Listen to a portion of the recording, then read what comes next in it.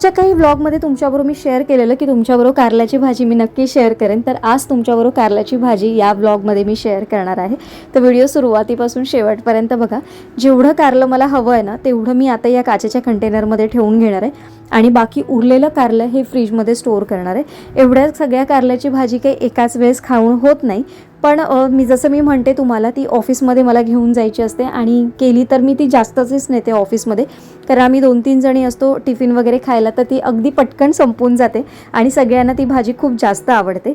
तर सर्वात आधी मी कारली आत्ता मला करायची आहेत, म्हणजे आम्ही 2 वेळेस ती खूप होते आणि याच्यामध्ये जर तुम्ही कांदा खोबरं टाकलात ना तर अगदी थोडीशी कारली असेल ना तरी त्याची भाजी भरपूर अशी होते. आता तुम्हाला दिसेल की मी किती कांदा वापरणार आहे या भाजीमध्ये. म्हणून सर्वात आधी मी कारलं बाहेर काढून घेतलं आणि दूध गरम करून ठेवते. आणि हल्ली माझं हे दूध गरम करणं संध्याकाळचंच चालू झालं आहे. ॲक्च्युली सुरुवातीला मी बरेच दिवस, म्हणजे आत्ता मला ही सवय लागली, नाहीतर मी अगोदर काय करायची, सकाळी सगळं गरम वगैरे करून ठेवायची, संध्याकाळच्या जेवणाच्या वेळेस मी काहीच ठेवायची नाही. पण आता असं झालं आहे की सवय परत मला झाली. अशा काही काही सवयी मला ना या गडबडीमुळे संध्याकाळच्या लागलेल्या आहेत. तर आता दूध गरम करायला ठेवलं आहे. एका साईडला मी डाळीचं कुकर, म्हणजे डाळ भाताचं कुकर मी ऑलरेडी लावून घेतलेलं आहे. आणि हे खोबरं आहे, हे मला आता किसून घ्यायचं आहे, कारण बऱ्यापैकी आता मला कामं आवरायला घ्यायची आहेत.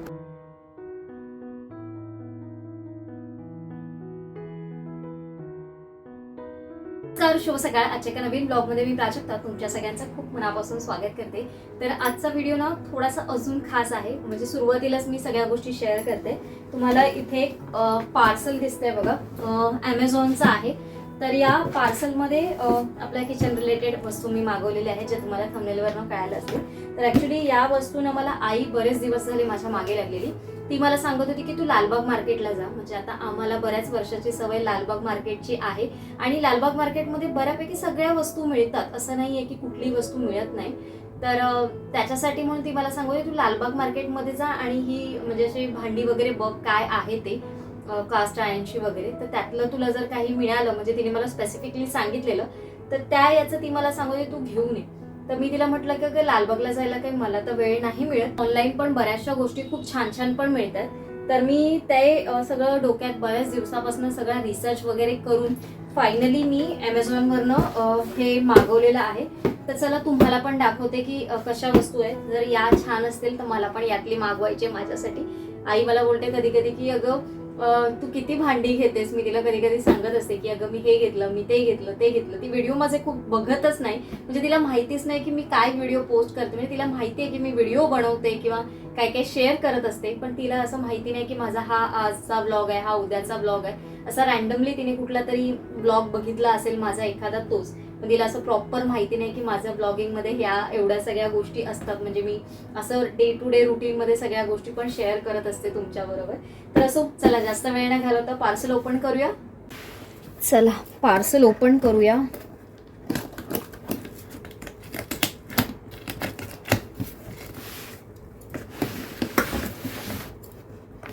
ॲमेझॉनवरनं तसं पण मी रिव्ह्यू वगैरे, ॲक्च्युली बऱ्याच वेळा मी रिव्ह्यू वगैरे बघूनच सगळ्या गोष्टी ऑर्डर करत असते, कारण मला त्या तुमच्याबरोबर शेअर करायच्या असतात. त्याच्यासाठी सगळ्या रिव्ह्यू वगैरे बघूनच मी मागवत असते सगळ्या गोष्टी.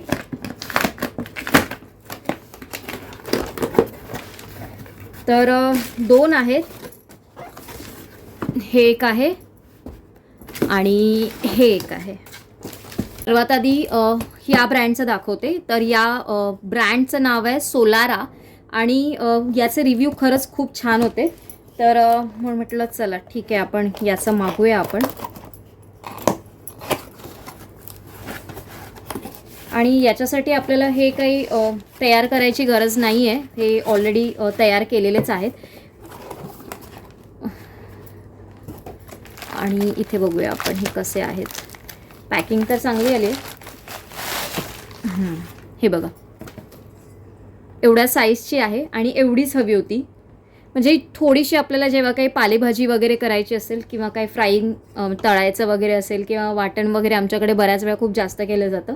म्हणजे मालवणी लोकांच्या घरी बऱ्याच वेळा खोबऱ्याचं वाटण खूप असतं, कांदा खोबऱ्याचं. तर त्याच्यासाठी म्हणून मग ही साईज मागवली आहे. आणि तुम्ही जवळून पण बघा.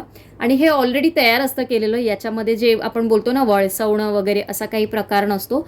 हे सगळं तयारच असतं. थोडंसं एकदा वॉश वगैरे करून मग त्याला थोडंसं तेल वगैरे लावायचं. मी आईला पहिलं म्हणजे दाखवेन, आता पहिला फोटो वगैरे पाठवते तुमच्याबरोबर, तिच्याबरोबर पण एक व्हिडिओ शेअर करते आणि मग मी विचारेन तिला की चांगला आहे की नाही आहे. तर मला तर छान वाटलं, म्हणजे याची पण प्राईस रिजनेबलच आहे, असं काही खूप जास्त महाग नाही आहे. तर हे छान आहे. आणि त्याच्यानंतर हे इंडस व्हॅली ब्रँडचं आहे. इंडस व्हॅली तर तुम्हाला सगळ्यांना माहितीच असेल, आपल्याला बऱ्यापैकी सगळ्यांना माहिती आहे की या ब्रँडचे प्रोडक्ट्स खूप छान येतात. तर आपण याचं बघूया काय आहे.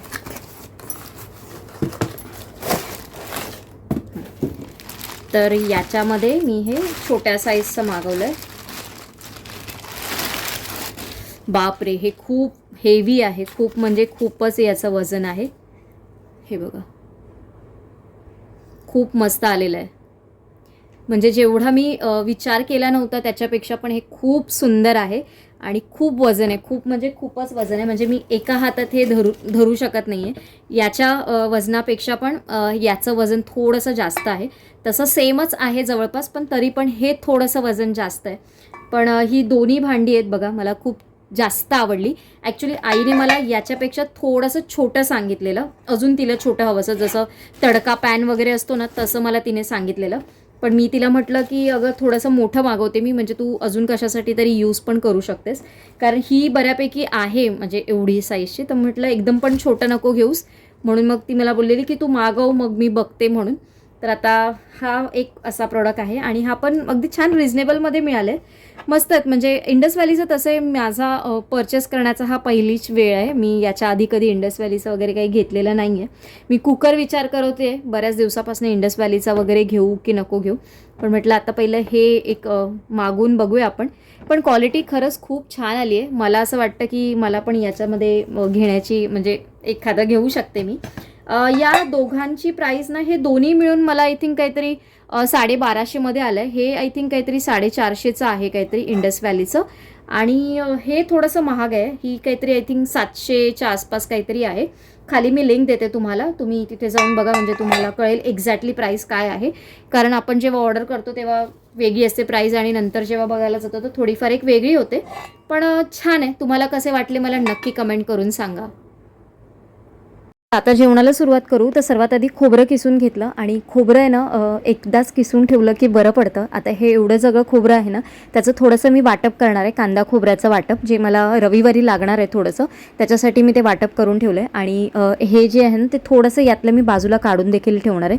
मी ना कारल्याची जी भाजी आहे त्याच्यासाठी कारलं फ्रीजमधनं बराच वेळ बाहेर काढून ठेवणार आहे, कारण कारलं ऑलरेडी आपण थोडंसं फ्राय केलेलं होतं रोस्टसारखं, त्याच्यामध्ये थोडंसं कडक आहे आणि फ्रीजमध्ये ठेवल्यामुळे ते अजून थोडंसं कडक झालं असणार. तर थोडंसं सॉफ्ट होण्यासाठी मी ते जवळपास 1 तास तरी ते बाहेर काढून ठेवलेलं. आणि तुम्ही बघाल तर इथे मी जेवढं खोबरं मला पाहिजे तेवढंच वरती काढते, बाकी सगळं मी आता डीप फ्रीजमध्ये टाकून देणार आहे आणि जेव्हा पाहिजे तेव्हा मग काढेन. आणि मागे पण मला एक कमेंट आलेली की असं डीप फ्रीजमध्ये कसं स्टोअर करायचं, तर कुठल्याही एअरटाईट कंटेनरमध्ये तुम्ही स्टोअर करा आणि तो डब्बा तुम्ही डीप फ्रीजमध्ये ठेवू शकता. आरामात 15 दिवस काय महिनाभर पण खोबरं राहतं. तर आता भाजी फोडणीला टाकते. त्याच्यासाठी तेल घेतलं आणि कांदा अगदी बारीक चिरून घेतलेला आहे मी. फोडणीला थोडीशी मी राई टाकलेली आहे. याच्यामध्ये 2 हिरव्या मिरच्या घेतल्या कापून आणि कांदा जेवढा बारीक चिरता येईल तेवढा तुम्ही बारीक चिरा आणि कांदाची क्वांटिटी थोडीशी जास्त घ्या, म्हणजे खूप छान लागते टेस्ट. या भाजीमध्ये कांदा पाहिजे, जेवढा जास्त वापरता येईल तेवढा. मी लाल मिरचीची पण करते, पण आज मी तुम्हाला हिरव्या मिरचीची ही भाजी दाखवते. तर याच्यामध्ये कढीपत्ता थोडासा टाकायचा असतो, मी इथे विसरली आणि मग म्हणून मी तुम्हाला नंतर ॲड करताना दिसेल. पण तेलामध्ये पहिला मोहरीबरोबर तुम्ही कढीपत्ता टाका, त्याचा पण फ्लेवर आहे ना खूप छान लागतो आपल्या भाजीला. मी आता शेवटी वरतून टाकते, मी थोडीशी विसरून गेली कढीपत्ता सुरुवातीला टाकायचा. थोडंसं मीठ टाका. कांदा चांगला मऊसर होईपर्यंत परतून घ्यायचा. जेवढा छान तो लाल होईल ना तेवढी त्याची टेस्ट आपल्या भाजीमध्ये खूप छान येईल. ते व्यवस्थित छान परतून घेतल्यामध्ये याच्यामध्ये अजून काही आपल्याला मसाले किंवा काहीच ॲड करायची गरज नाही. आता आपण याच्यामध्ये थोडीशी हळद ॲड करायची, ज्याने आपल्या भाजीला कलर खूप छान येतो.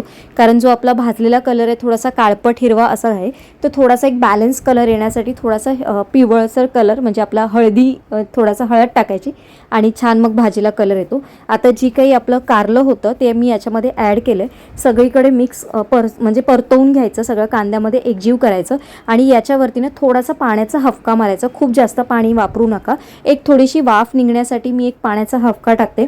थोडंसं झाकण ठेवा, एक 2-3 मिनटासाठी फक्त एक वाफ येऊ द्या. वाफ आली की याच्यामध्ये आपण तुम्हाला पाहिजे असेल म्हणजे थोडंसं आंबट आवडत असेल किंवा तुम्हाला असं वाटत असेल कारलं थोडंसं कडू आहे, तर मग तुम्ही याच्यामध्ये थोडंसं कोकम टाका किंवा मग कोकमाचा आगळ टाका. मी जेवढं खोबरं काढून ठेवलेलं त्यातलं अर्धं खोबरं टाकलं, अर्धं खोबरं बाजूला ठेवलं, थोडीशी कोथिंबीर टाकली आणि मी इथे आमसुलं वापरणार आहे म्हणजे कोकम वापरणार आहे. कारल्याची भाजी तेवढी कडू नाही आहे, पण मला कारल्याच्या भाजीमध्ये कोकम टाकायची सवय आहे पहिल्यापासून, त्याच्यामुळे मग मी कोकम टाकलं आणि झाकण ठेवलं आणि परत 2-3 मिनटं वाफ काढली आणि आपली कारल्याची भाजी तयार झालेली आहे. तुम्हाला ही कारल्याच्या भाजीची रेसिपी कशी वाटली मला नक्की कमेंट करून सांगा. तर आज ना तुम्हाला ही जी मी कारल्याची भाजी दाखवली ना, तर मला असं वाटलं आज ती प्रॉपर शूट नाही झाली आहे माझ्याकडनं, कारण माझा ट्रायपॉडचा थोडा प्रॉब्लेम झाला आहे. जेव्हा मी स्वस्तातला ट्रायपॉड घेऊन यूज केले म्हणजे एवढी वर्ष, मी आय थिंक 2 का 3 ट्रायपॉड घेतले असतील आणि त्याची क्वालिटी म्हणजे रेंज पण कमी होती आणि क्वालिटी पण खूप छान आलेली.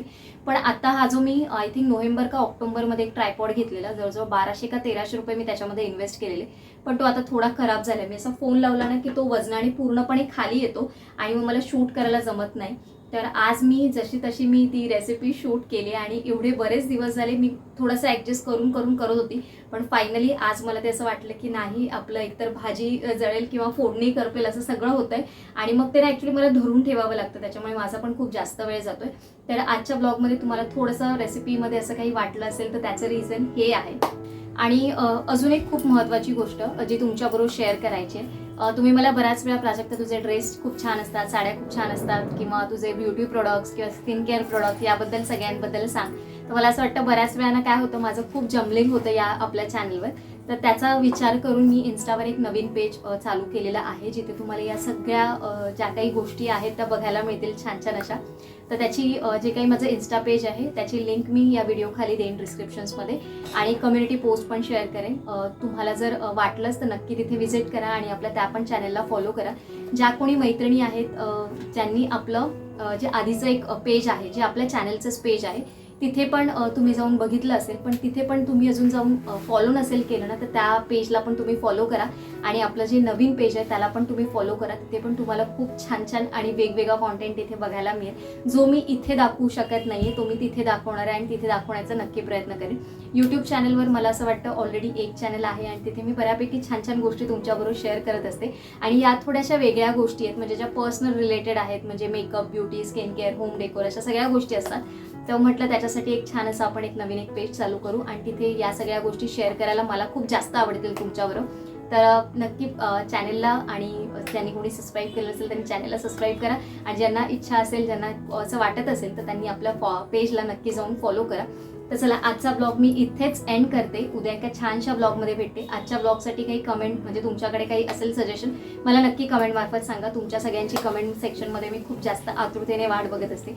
ज्या तुमच्या छान छान कमेंट्स वाचल्या की मला पण दुसऱ्या दिवशीची म्हणजे दिवसासाठी खूप चांगली एनर्जी मिळत असते की नाही आज खूप छान कमेंट आला, आज या सजेशन्स आले, तर उद्या आपण त्यांच्यासाठी अजून काहीतरी छान असं शूट करू किंवा अजून माझ्याकडनं तुमच्यापर्यंत काय चांगल्या गोष्टी पोहोचवता येतील ज्या मी डे टू डे रुटीनमध्ये करत असते.